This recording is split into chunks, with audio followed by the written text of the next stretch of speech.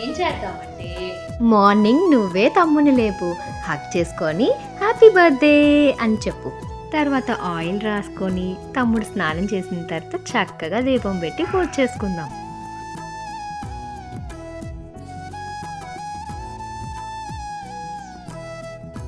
తర్వాత తమ్ముడు నువ్వు కూర్చుంటే మీ ఇద్దరికి బొట్టు పెట్టి హారతిచ్చి అమ్మ నాన్న బ్లెస్సింగ్స్ తీసుకుంటాడు. తమ్ముడు నువ్వు కూడా పెద్దోడు కదా, నీ బ్లెస్సింగ్స్ కూడా తీసుకుంటాడు.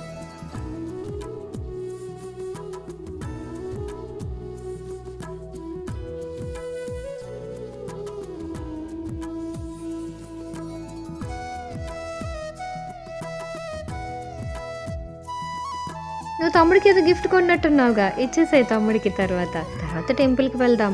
టెంపుల్కి వెళ్ళి దండం పెట్టుకొని పూజ చేసుకొని ఇంటికి వచ్చేద్దాం.